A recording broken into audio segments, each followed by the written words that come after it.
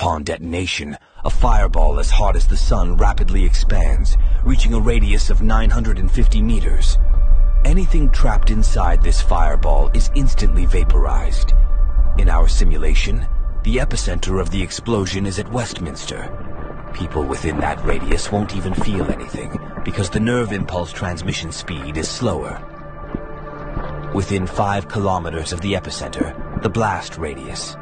City of London, Camden Town, Kensington, Brixton. These areas will receive the most destruction. Buildings will be destroyed and debris will fill the streets, creating extremely dangerous conditions for everyone in the vicinity. Given the population density in central London, the initial death toll could exceed 250,000 people and around 600,000 injured. Within a radius of 10 kilometers, the radiation will cause third-degree burns. Within that radius, anything that can burn will catch fire. Gas stations, automobiles, power substations, gas infrastructure. Explosive facilities will explode and amplify the effect of the devastation over a huge area, including areas from Camden to Greenwich and Islington to Wandsworth. According to various estimates, further 450,000 people will die from burns, debris injuries, or radiation sickness, and over 1 million will be traumatized. Many of these injuries could prove fatal over the next days and weeks. Radiation sickness in particular will take lives days and weeks later. In time, about 100,000 more will be added to the death toll. Within an 18-kilometer radius of the blast, the shock wave will be enough to shatter windows, causing additional casualties to people who come to the windows when they see the nuclear blast. The shock wave will reach Hounslow, Edgware, and Enfield. Depending on the wind, the fallout could spread well beyond the immediate blast zone, potentially affecting areas up to 5 to 10 kilometers away, causing damage even in regions such as Essex or Surrey.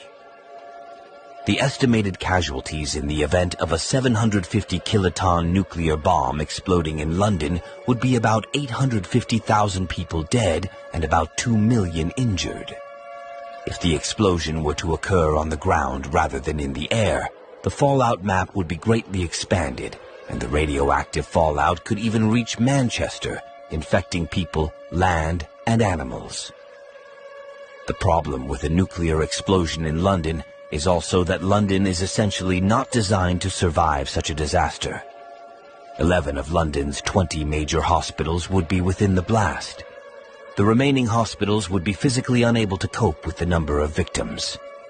Many people are still alive under the rubble of the buildings, suffering burns, but no one will be able to help them.